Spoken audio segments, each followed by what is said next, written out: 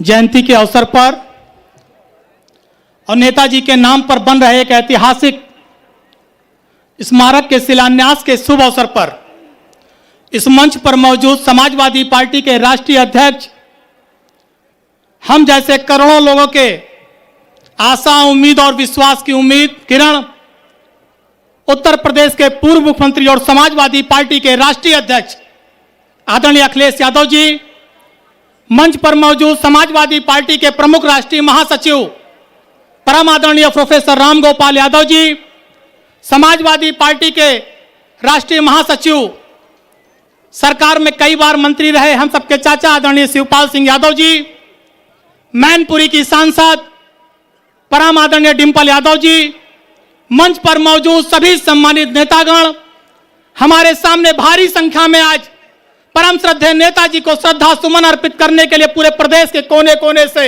आए हुए समाजवादी पार्टी के नेता, साथियों, पदाधिकारियों, मैं दो लाइनें कहकर श्रद्धेय नेताजी को अपनी सच्ची श्रद्धांजलि उनके चरणों में समर्पित करना चाहता हूं। किसी शायर ने कहा है कि समर में घाव खाता जो उसी का नाम होता है, समर में घाव खाता जो उसी का नाम होता है, छिपा उस वेदना में भी मधुर वरदान होता है, सृजन में चोट खाता जो छीनी और हथौड़े की, वही पाषाण मंदिर में कहीं भगवान होता है, वही पाषाण मंदिर में कहीं भगवान होता है। हम जैसे नौजवानों के रहनुमा नेताजी ने हम लोगों को छात्र संघों की कोख से निकालकर, और मुझे इस बात को आज यहां इस मंच से कहने में कोई गुरेज नहीं, हमने पहले भी कहा कि अयोध्या विधानसभा, जिस अयोध्या की धरती को भारतीय जनता पार्टी हमेशा राजनीतिक वोट के लिए, अपने फायदे के लिए यूज करती है, उस अयोध्या की धरती से श्रद्धेय नेताजी और आदरणीय अखिलेश यादव जी के आशीर्वाद से 2012 में भारतीय जनता पार्टी को हराने का सौभाग्य एक गरीब और मध्यम वर्गीय परिवार के लड़के को मिला। इसका श्रेय नेताजी को और आदरणीय अखिलेश जी को जाता है। मैं आज कहना चाहता हूं साथी, मैं कोई लंबी चौड़ी बात नहीं कहना चाहता इस अवसर पर, लेकिन नेताजी को श्रद्धांजलि अर्पित करते हुए जरूर कहना चाहता हूं, नेताजी के जो सपने अधूरे रह गए हैं, नेताजी के जो विचार पूरे नहीं हो पाए हैं, अगर आज उसे पूरा करने की जिम्मेदारी किसी की है तो उसे पूरा करने की जिम्मेदारी आदरणीय अखिलेश यादव जी की है। इसलिए नौजवानों, आपसे कहना चाहता हूं, यहां सबसे ज्यादा नौजवान सामने पंडाल में बैठा है। सोचो, जब आदरणीय अखिलेश जी मुख्यमंत्री थे, परमानेंट नौकरी मिलती थी। अखिलेश जी ने डॉक्टर बनाया, अखिलेश जी ने इंजीनियर बनाया, अखिलेश जी ने प्राइमरी का अध्यापक बनाया, पुलिस बनाया, दरोगा बनाया। कोई ऐसा विभाग नहीं है जहां पर परमानेंट नौकरी न दी हो। और आज जब से योगी जी की सरकार है, संविदा और संविदा के बाद आउटसोर्सिंग, हमारे इतने गंभीर लोग मंच पर बैठे, मैं कहना चाहता हूं, आज उत्तर प्रदेश का नौजवान ठेके पर आ गया है।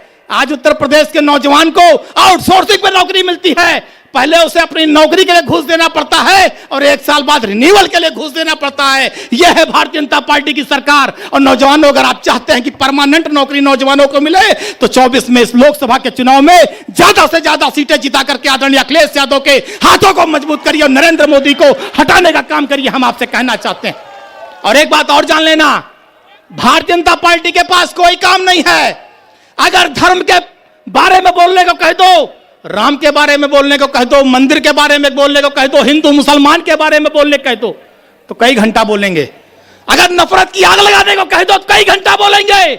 लेकिन अगर कह दो सड़क के बारे में बोलो, बिजली के बारे में बोलो, रोजगार के बारे में बोलो, शिक्षा के बारे में बोलो, सिंचाई के बारे में बोलो, दवाई के बारे में बोलो, तो भारतीय जनता पार्टी के नेताओं के मुंह से आवाज नहीं निकलती।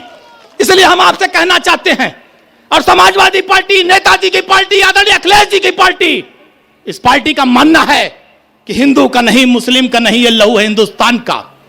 हिंदू का नहीं, मुस्लिम का नहीं, ये लहू है हिंदुस्तान का। जब लहू टपकता गीता का तो बहता लहू कुरान का।